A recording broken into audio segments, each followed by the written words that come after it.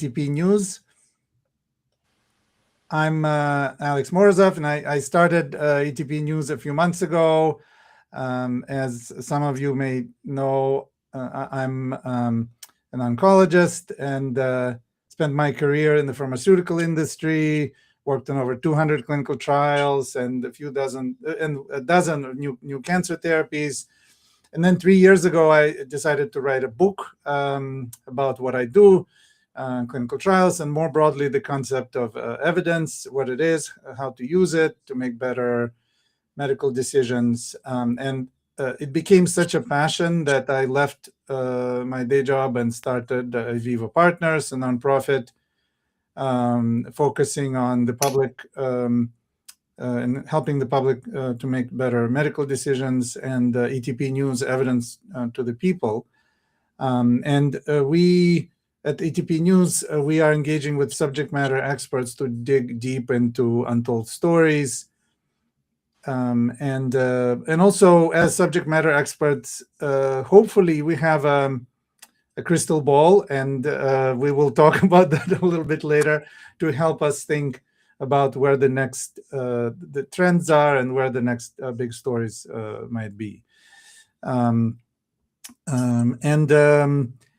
Today we have a very important topic that's on the minds of a lot of people, wellness. We have many people who registered for this live event, and thank you to those who are submitting your questions. And so we'll talk for some time, and then would love to really address the questions from the audience. So please submit them as comments in the chat. And today we have a very special guest, Paul Schulick, a master herbalist and serial entrepreneur. And for those of you who don't know him, he's one of the most highly respected thought leaders in the natural industry, and has profound insights to share on business success through connection, corporate vision, based on honesty, generosity, self-reflection, a genuine sense of gratitude. He has thought a lot about transparency, such as in this industry, supply chain transparency becomes really important.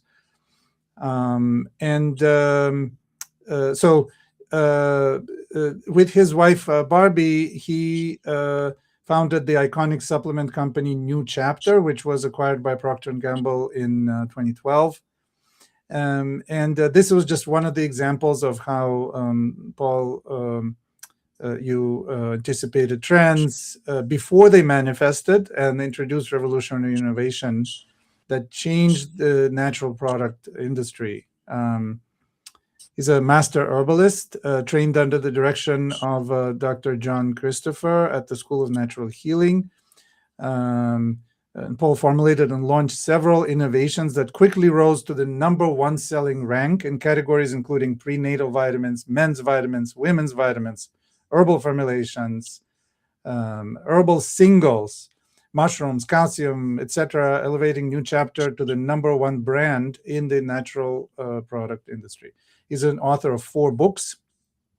And several years ago, the Schulicks announced that they were launching a new wellness company for the Biome, and I'm sure there were many insights and lessons there that Paul can share. So please join me in welcoming Paul. And Paul, thank you so much. It's such a pleasure to have you as a guest. Thank you, Alex. It's an honor to be here, and I appreciate all the people that are listening. Thank you. Thank you so much. Perhaps to start, what a fascinating journey it has been for you, and would love for you to share more about how you started, what inspired your interest in herbal medicine, and how things progressed from there. Thank you, Alex. The story always comes out a little bit different each time, but I think when I think about the very beginning of my desire to be in the healing profession, I think of my father. He was a pediatrician, and I think of going on my first house call with him when I was a toddler, basically. And I remembered he wouldn't bring me into the house. I would go back to the car. But my dad, being a pediatrician, was at that time was making house calls, sometimes 2 or 3 in a night, and kind of amazing when you think about it these days of what that was like.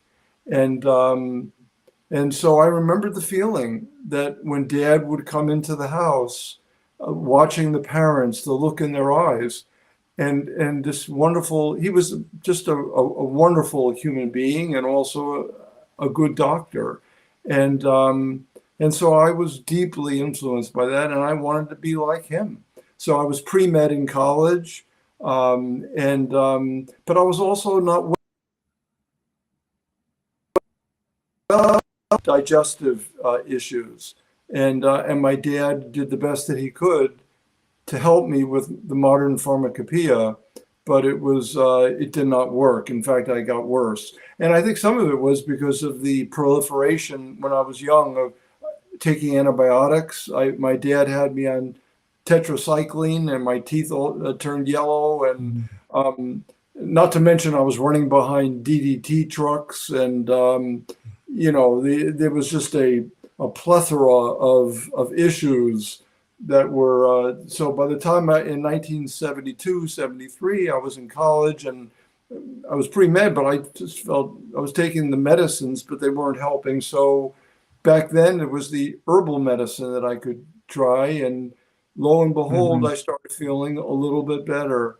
And so starting sorry, Paul, can I interrupt you for a second? We lost your video for some reason. Could you double check? Maybe turn it off. I noticed it froze, and I don't think I didn't do anything. So can you hear me okay? Yes, we can hear you great. Is the video so maybe still? it will come on at some point. Okay. But the video is still choppy. It's still off. Maybe if you turn off click the camera off and then on again, maybe it will come on. Yeah, the video just blanked again. I see. Huh. That's okay. No worries. And now I don't have audio. At least we have audio. So please, sorry, I didn't mean to interrupt. Hello? Yes. Can you hear me? I'm sorry. Yeah, I can hear you. Can you hear me? I don't hear you. No? Okay. I don't know.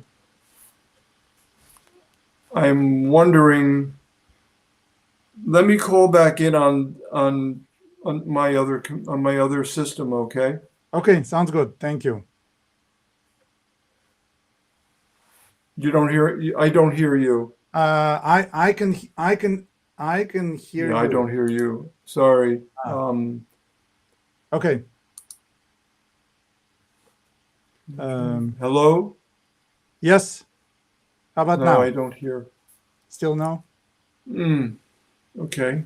Modern technology has its limitations sometimes, especially when you're in Vermont, I guess.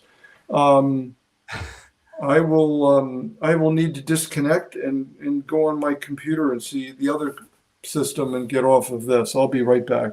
Okay, no worries.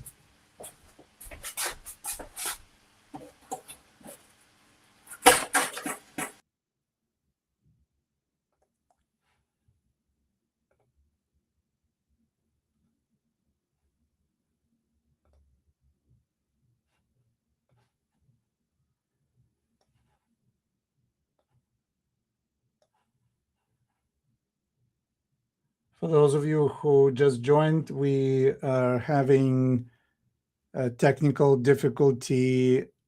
I knew Vermont was far, but I didn't realize it was so far that internet has trouble reaching it. But Paul will try to reconnect, and we'll be right back. In the meantime, I'm going to share our our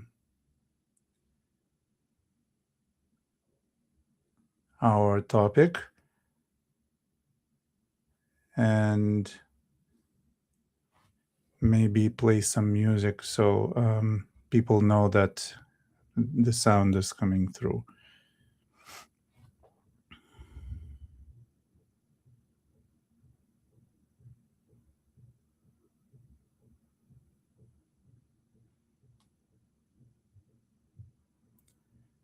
I'm gonna find my favorite song here.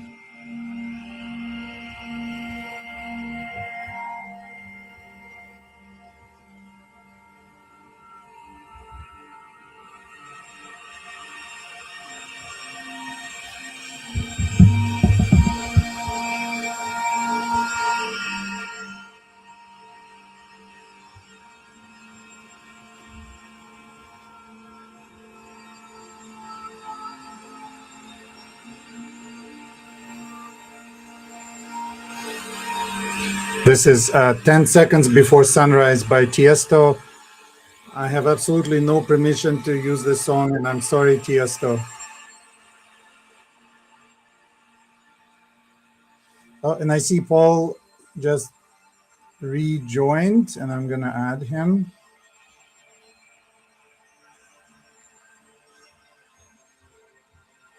Hello?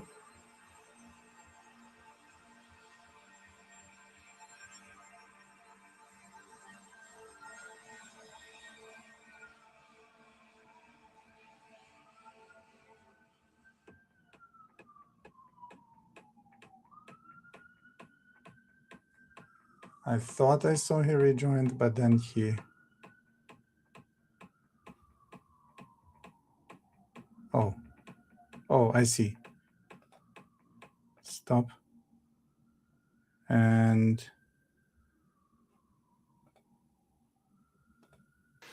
Hello, Paul? Can you hear me? Yes, now you're back. I can see you. Oh, I don't hear you. You're a little bit quiet like last time. You want to try that other microphone? Hello? Yes. Okay, Hello. great. That's Okay, I don't hear you. No? Let's try this. How about now? Oh, you know what we could do? We could do this through the phone.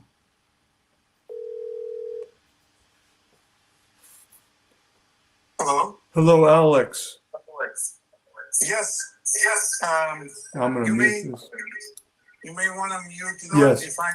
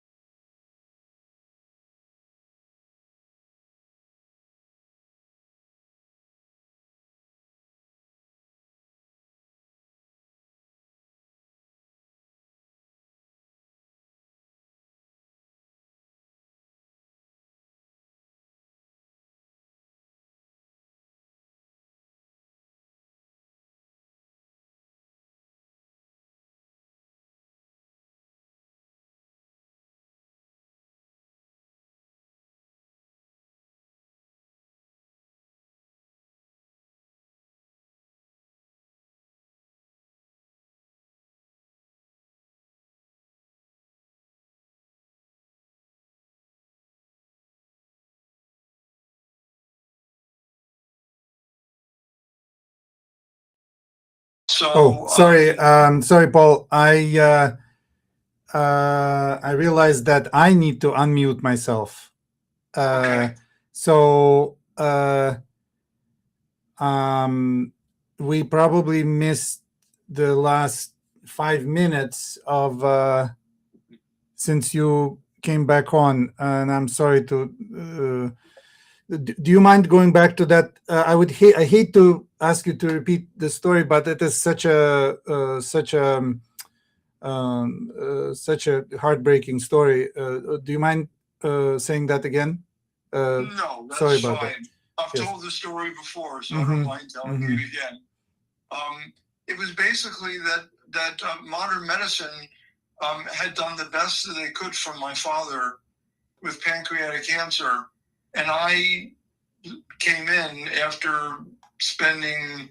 I've been studying herbs for a few years at that point in 1980, and I said, Dad, I could bring together some herbs that would make you feel more comfortable, maybe. And Dad said, well, I'll do it, but you have to get the blessings of the oncologist. My dad was a doctor, so he was part of that tradition and believed very strongly that he should have their blessings, and that was fine. So I made the appointment, and the appointment lasted, it was scheduled for an hour. The appointment lasted 5 minutes, and the oncologist said, you're making a very big mistake. You should go home, hold your dad's hand, and help him die. If there was anything of value here, I would know about it. So, and you know what, Alex? There's a growing trend right now over these last, since 1980, so 45, 50 years. There's been a growing trend of acceptance in the United States, but still, in so many areas, there's still a lot of room for growth. So, from my perception, that was a major driver that made me feel like a contribution I could make with my life would be to bring herbal medicine to a larger community.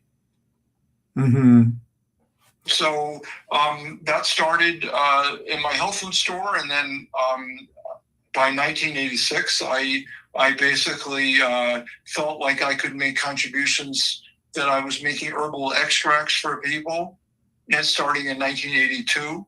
And so I made extracts and started a company called New Chapter. And I did that from 1982 to 2012, sold the company. I didn't really want to sell New Chapter. I was happy to keep going, but I had a lot of partners, and they wanted to sell. They thought that we had reached the peak of our success. I knew that we were just getting started. And I still believe, Alex, that herbal medicine is just in its nascent phases here in the United States. And I think we have to embrace a larger story, because our healthcare system in the United States is definitely in very unhealthy shape, as you know as well or better than anybody else. We're ranked 49th in the world in healthy life expectancy, and we spend $4.5 trillion for that. Number 1 in the world in expense, number 49 in our health. So that's you don't need a degree in business to know that doesn't work. So you look at the top 3 countries or 4 countries in the world, Singapore, South Korea, Japan, they all embrace complementary medicine. They all embrace herbal medicine. So in Japan, it's very common. 2 out of 3 doctors are recommending herbal medicine to their patients. So I wrote a book on ginger in 1994, and I interviewed a researcher from Denmark, Dr. Shrivastava, who had done one of the first clinical trials on ginger and its anti-inflammatory effect. And he had some of the most remarkable results in his small clinical trial, where people who had rheumatoid arthritis were having no relief from gold salts, methotrexate, corticosteroids, and lo and behold, a half a teaspoon of ginger a day had a phenomenal effect. 60 or 70% of people had marked relief from their rheumatoid arthritis. So, it's a small trial, but why wouldn't there be many, many trials? And why wouldn't we understand what the mechanisms are behind that? So that has really inspired me over the years, and to make whatever contribution I can to people's health in the United States and mirror these other countries in the world.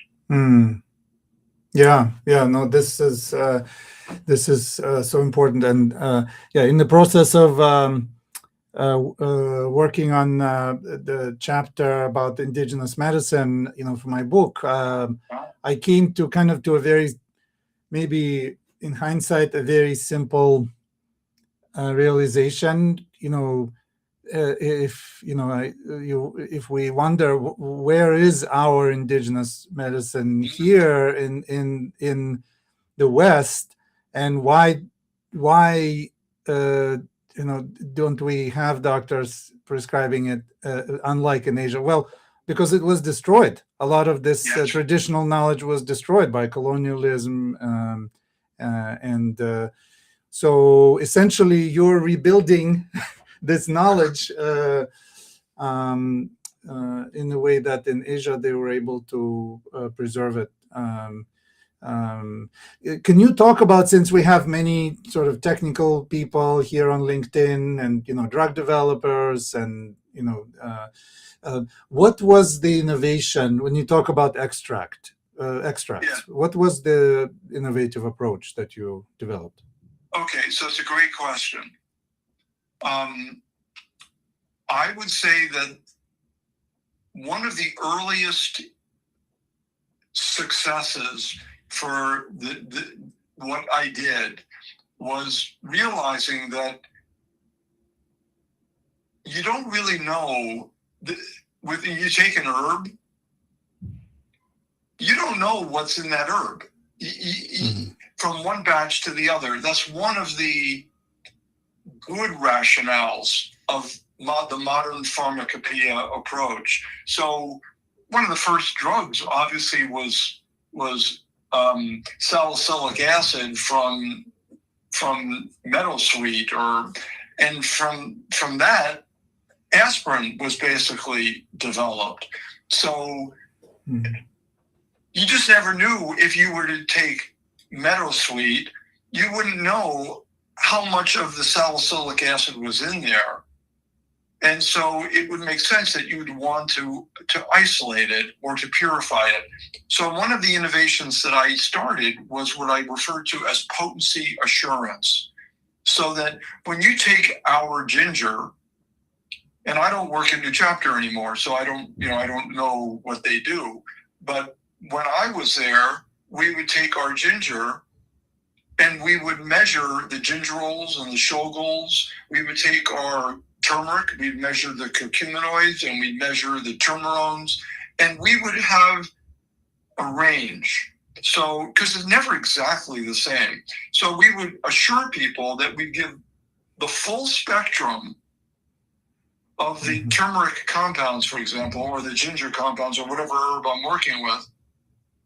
You give the full spectrum, and then you promise that you will have at least this amount of curcumin, or you'll have this least amount of EGCG, if it's green tea, or whatever it is. You have a so-called active, but then you have this congregation or symphony of other compounds. And I don't believe that nature puts all those other compounds in for no reason. Or when you mention indigenous medicine, there's great wisdom in the way the Native Americans would harvest their plants. They knew when the peak periods were. So they had great wisdom behind that. So, and they knew that there was a reason. They had a deep faith in the whole plant. I used to show this slide. You're an oncologist, right? So you're familiar with a pathway called 5-lipoxygenase, right? 5-lipoxygenase, cyclooxygenase 2, 5-lipoxygenase is one of these enzyme systems that drives cancer cell growth. So I would show a slide of all the components in ginger that would conceivably inhibit this enzyme system called 5-lipoxygenase. And it wasn't just 6-gingerol, it was all these other compounds. And you find that one of the earliest studies that I discovered was that when I used to make ginger extracts, I would sometimes make it from fresh juice. You can see how obsessive I am, Alex. This is what happens. So you have ginger juice, and when you measure its antioxidative activity, it's negligible. When you measure the antioxidant activity of the spicy extract that doesn't precipitate, very high. So let's give, I don't remember the exact number, say it's 30 as an antioxidant. The precipitate's near 0, and the antioxidant fraction is more than 30. But combine the two of them together, and you more than double that activity. So potency assurance to me was delivering an active compound in the context of the whole plant. That was a very, very important part. The other piece was when you extract a plant, the most common method of extraction when I started that was available, there wasn't that big an industry back in 1980, very few companies, just a handful. But the extracts were all often being extracted with alcohol and or high heat, and a combination of the two. So that can alter the delicate structure of the plants. So I found a company in Germany that was manufacturing extracts that were made what's referred to as supercritically, so that they would not use it very low heat, but they would use pressure that would not alter the structure of the plant. And so that was a real innovation from my perspective. The combination of supercritical extraction along with the assurance that we're going to give you a range. And in Germany, they had the technology to measure these compounds back in the late 80s, early 90s. So those were the major innovations. That's incredible, and this perhaps leads me to a question. As a world expert in this area, what advice would you give to consumers? Because if someone probably walks into a health food store today, not every supplement that's on the shelf will be developed with the same rigor that you're describing. Are there certain things that we as consumers should look out for? It's a great question. And I'm absolutely amazed at the challenge that a consumer faces as they navigate this field. I am a professional label reader. I've done this for a living. So what I could do is I could show you, if you give me 1 second. Yes, please.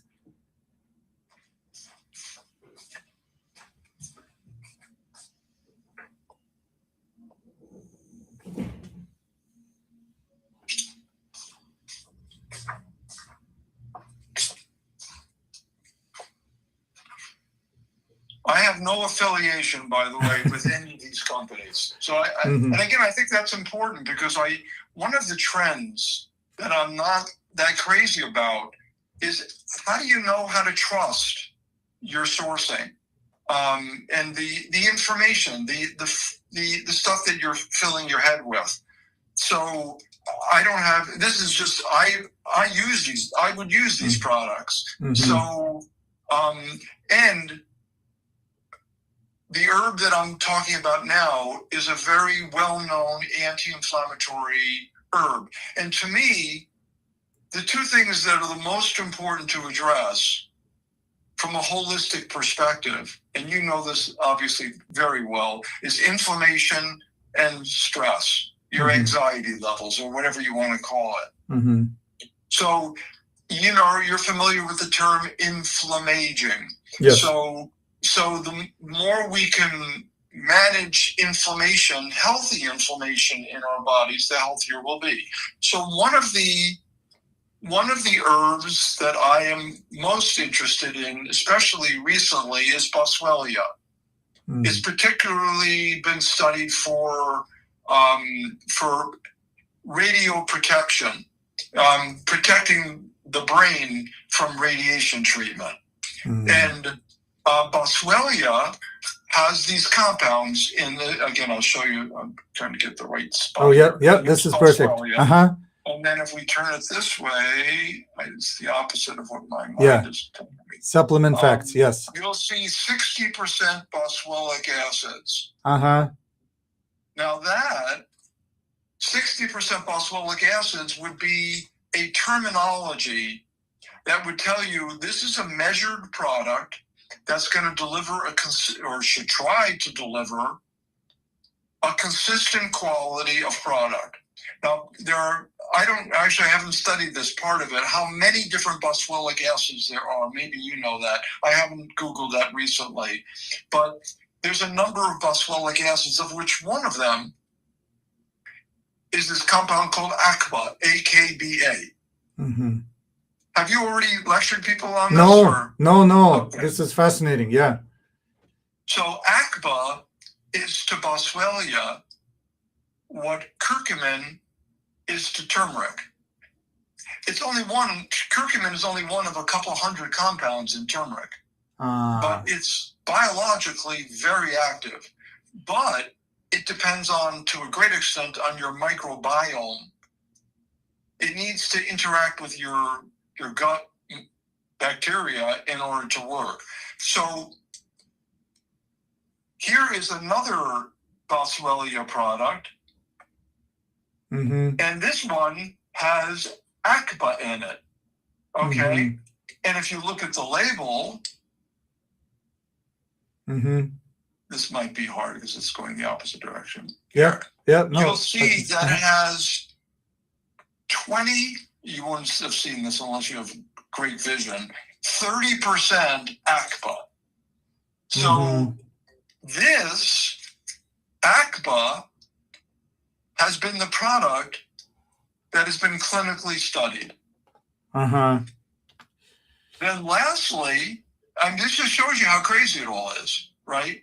Here's another product that's manufactured by the same company that manufactures the extract here. But this extract is an advanced delivery system of AKBA over this one. So now I am a researcher, if anything, herbal researcher. I can navigate pretty well through this stuff. A consumer, forget it. They don't even know where to start with it. So for the consumer, back to your original question, Alex, it's very challenging for a consumer to know, but the least thing they should have before you start taking a product is you need to, some of these products that are in the market today, they won't list the actives that are in the product, or they won't tell you that. I would insist on calling the company and ask them, what are the actives? Again, you know this. What percent of our drugs today were at once derived from herbs? This is basically wherever the drug companies find that there's value, they'll extract these compounds, but they don't sometimes they're mostly, unfortunately, motivated by money. They're not necessarily motivated by healing people. And that's a part of the reason why one of your early questions to me in one of our correspondences, what is the reason for this trend? Why is herbal medicine becoming more popular? It's because people don't trust the intentions of a lot of these larger industries, because their primary motivation is often profit. And that is, to me, one of the most important drivers for my life. Although we became successful financially, for me, that was never the driver. The driver was to help people. And so does that answer your question? Yes, that is very helpful. And I was just looking. So ACBA is an acronym for a chemical name, right? Acetyl keto beta busylic acid. Okay. That's it. Yeah. So it's going kind of from all of the acid mixture and the ingredients to just one chemical, to then an encapsulated delivery system for that chemical. Exactly. Okay. Yeah. No, that's fascinating. So if you're just buying, a bottle that says, rosemary on it, or Exactly. that is not very specific. Well, and even I drink teas every day, and if my life depended on it, I'd want to know what's in those teas. I'd want to, and at this point in my life, with my experience, I can often tell when I'm drinking an herb how good it is. A consumer may not know that.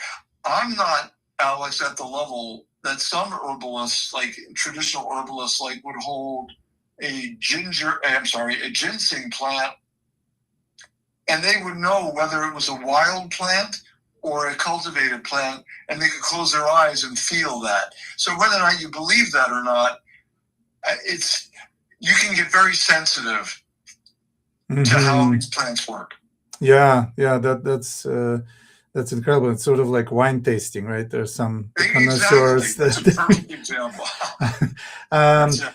So you mentioned something that I wanted to follow up on in terms of the rising popularity of herbal medicine, and you mentioned this one driver of trust. What are some of the other reasons you think for this growing popularity? I think people, besides trusting, I think people,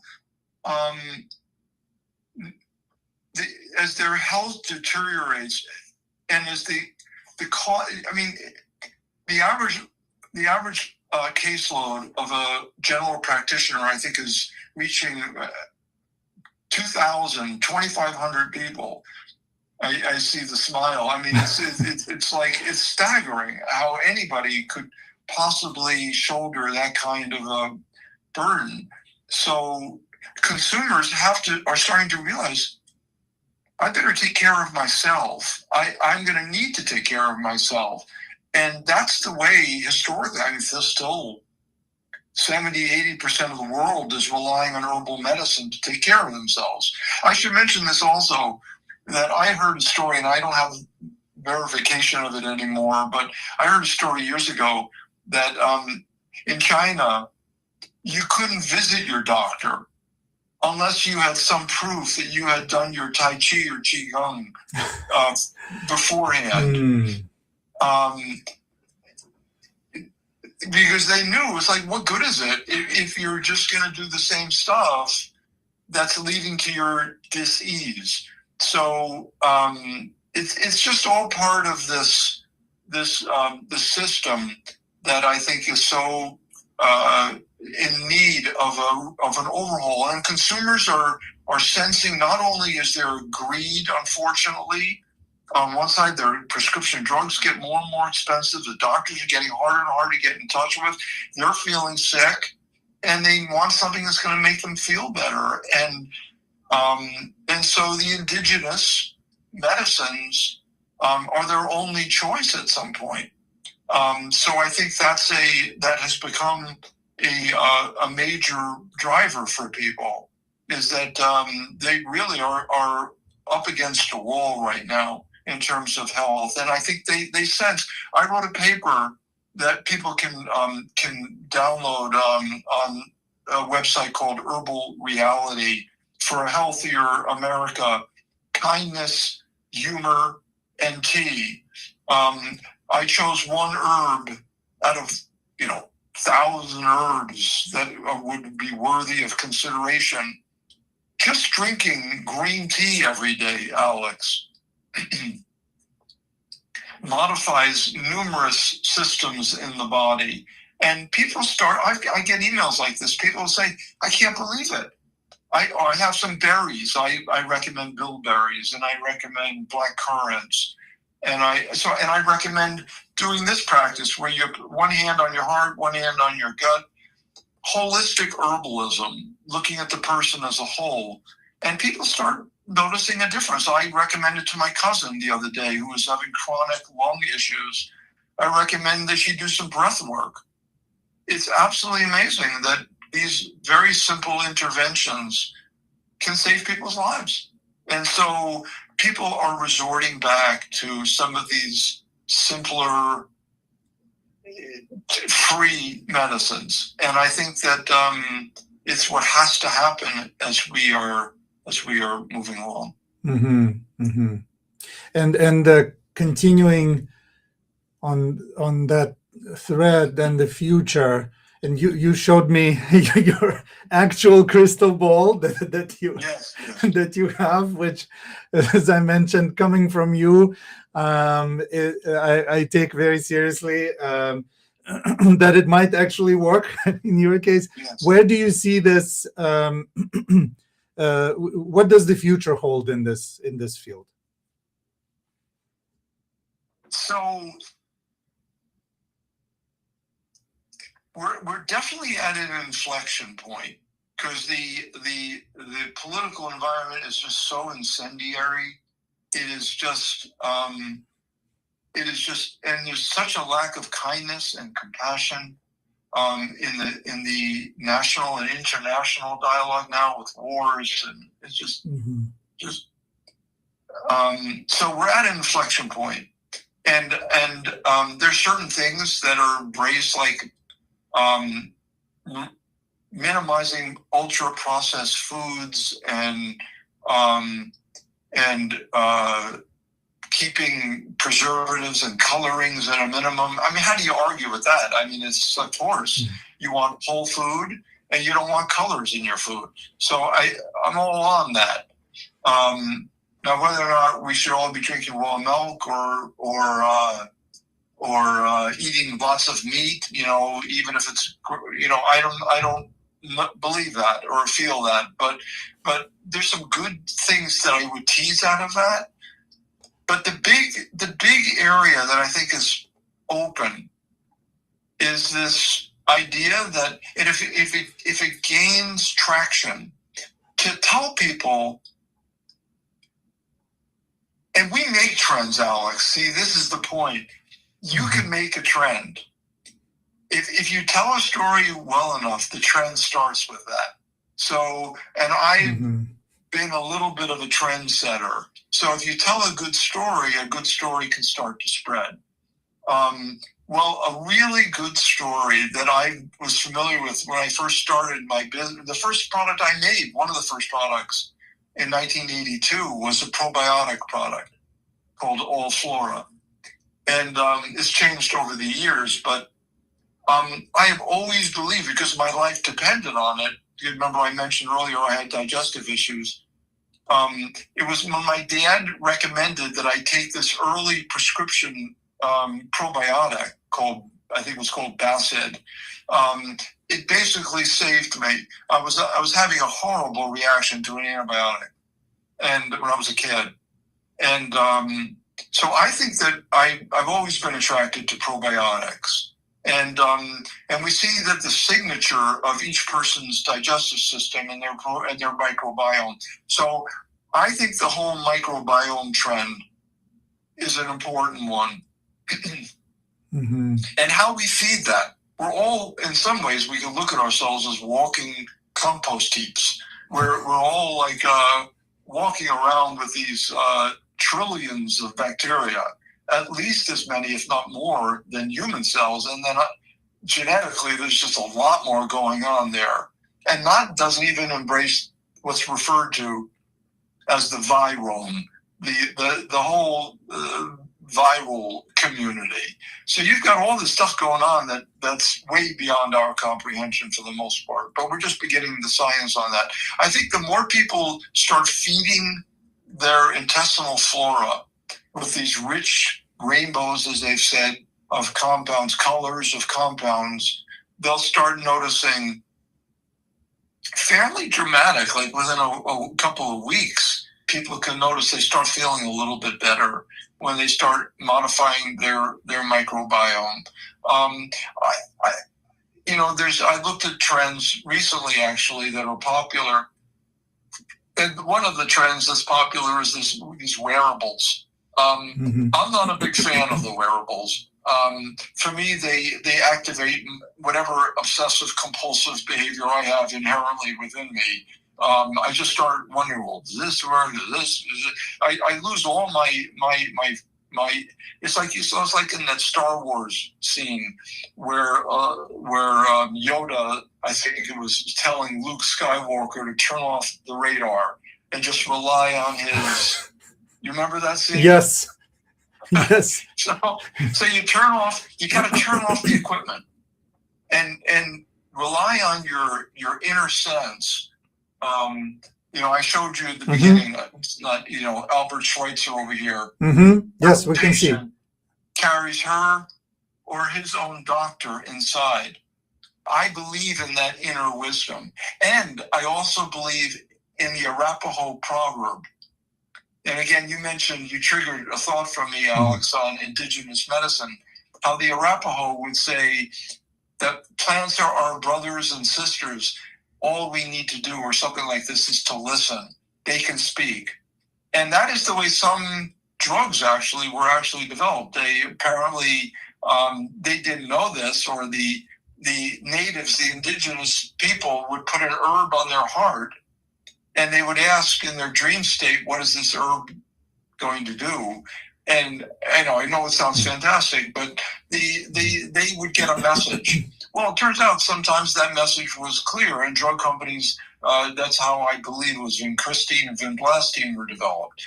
So, I just think that trend of the microbiome is one that's going to be listened to. And I think the whole notion of wearable devices, I think there's a place for those kinds of things, but I think they're limited. And I think people are going to need to rely more on their internal senses. So I like this idea of basically looking at getting consumers to be more aware of what they're actually taking, because still that is not prevalent.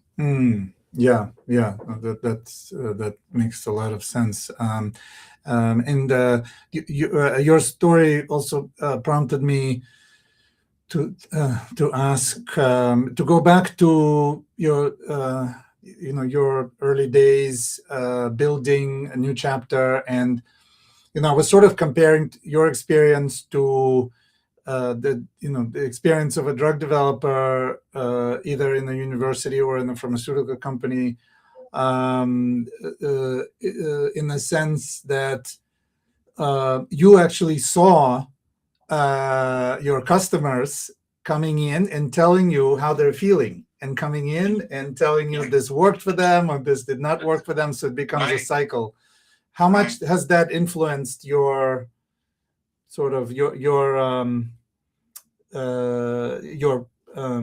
how your products evolved? Was that sort of this back and forth with your customers? Huge. Yeah. It was a core piece of it. Just as one example, I liked the idea back in the early 80s. I liked the idea of super nutrition, or it was Richard Passwater, one of these early influencers who suggested that if we, and Linus Pauling in a way too, if you just take huge amounts of these vitamins, they would make a difference. So I was dosing myself with 10 grams a day of ascorbic acid and taking, 2,000 IU of tocopherols, and I felt worse. But they made it sound so good. So I said, well, maybe it's just me, maybe because I'm delicate or my system is sensitive or whatever. So then I'd try it on 2 or 3, 5, 10 people, and all, the majority of the people had the same experience I had. Quite frankly, Alex, it was like that with vitamins. It was with most of the vitamins that people didn't feel better with the vitamins. Mm-hmm. People, for the most part, felt better when they would use the herbs. So that's why I was more interested in the herbs. But one of the innovations that I did do with vitamins was lower the potency and increase their bioavailability through fermentation. And that generally got very, very positive response. And was one of the reasons why we became so popular, was because we started delivering vitamins in a more bioavailable form. Yeah, this is fascinating because I think for many people, herbal medicine and innovation people don't associate those two concepts, but here right. You're living proof that this is so far from the truth. There's actually a lot of innovation that's needed. Well, see, and right now, Alex, there's I don't know how many hundreds or thousands of companies that are out there. Mm-hmm. If you go on Amazon, you just, wow, it's like, it's like there's so many different choices. And I just don't, I think innovation is, most of these companies are doing just exactly the same thing with a different label. And to me, that's just it's a waste of packaging and confusing to the consumer. I don't even know if Baskin Robbins is still in business, the ice cream company. Yes. They're still in business? Definitely. There's one a couple of blocks from here, yes. Oh, yes. Great. Okay, so when I used to go into a Baskin Robbins, I'd be overwhelmed. All I would want is just either the coffee or the vanilla or the strawberry.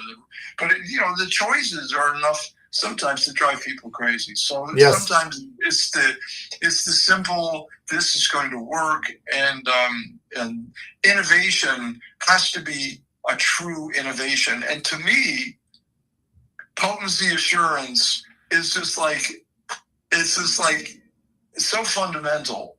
Yes. So I don't think I was particularly brilliant to figure that piece out. It's just like, as a consumer, I just want to know what's in my product, and especially if my life depends on it. Yes, no, absolutely. And just one thing that caught my attention. You said that you would try the high dose vitamins on 5 to 10 people. So it was like a mini clinical trial that you would do, but you would tell them that this is an experiment, and you would tell them about your experience, right? How would that actually work in practice? Well, people would come into my health food store, and at that point, Alex, it was 1980. So there was I didn't have a lot of I just had a few people, and so I would always, after the first few people started mirroring the same experience I had, I would say, we just got to take a lower potency.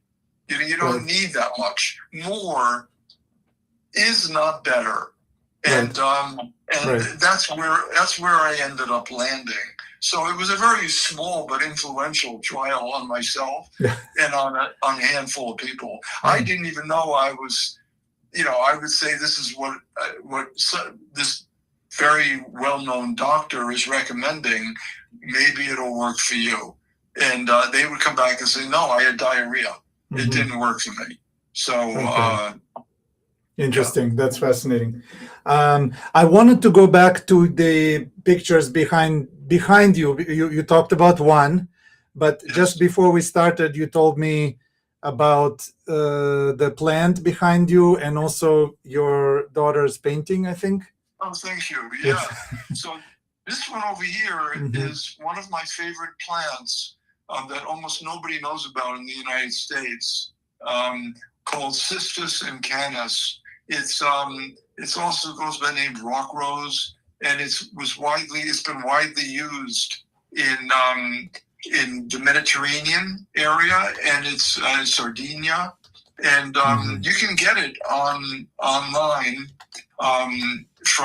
You can make a tea of it basically, and it's very high in polyphenols, very similar to green tea and polyphenols like EGCG. But the difference is that it does not have caffeine.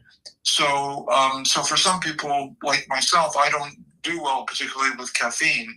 So Cistus and Canis has been studied, and it has, if you do an online search, you'll see that it has significant impact on the immune system, very positive impact. And so that's been one of my favorite plants to recommend, especially during the infection period. During COVID, there was an interesting study that was done with Cistus and Canis. So and compared with respiratory illness with green tea, and it was found to be superior. So it's one of my favorite botanicals to recommend.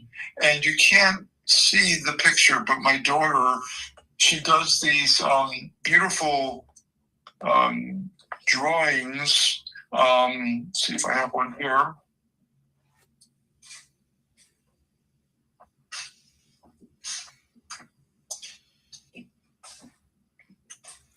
I love this. It's almost like we're visiting your office. This is thank you for sharing this. I'll be right there. Thank you.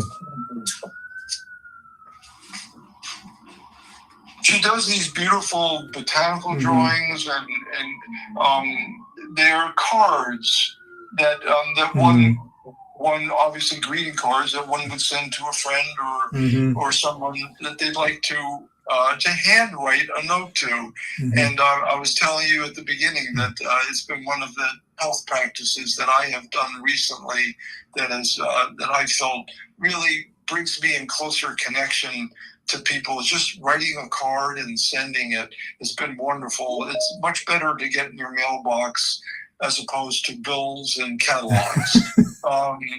And nothing like a note from a loved one. So, yes. So that's my daughter's. And if you want to visit her website, it's rosieswonders.com, and they're very beautiful. Yeah. Thank you. Yes, that's such a beautiful thought, and I definitely will take your advice and write some cards. I know it's a lost art. Handwriting is a lost art these days. Yes, very much so. It lights up a whole different areas of your brain, and it improves your memory, your cognition, your mood. So try it at night. I do it as one of my cooling down practices at night, along with yoga and other things that allows me to sleep better. Thank you. Well, we were just saying that 3 hours would have been probably enough, maybe not even enough time to cover everything we could. So perhaps we could do a second, a part 2 at some point in the future and get into some more topics. I would love to do that, Alex. Thank you. But thank you so much for your time and for everything you're doing. And I'm feeling certainly energized, and I hope the listeners as well. Thank you so much. And I apologize to the listeners for the glitch. No worries. No worries. We'll splice it for the version that will be there. So for those who watch it later, we'll splice it out. Right. No worries. Okay. Thank you so much. Great to see you. Thank you.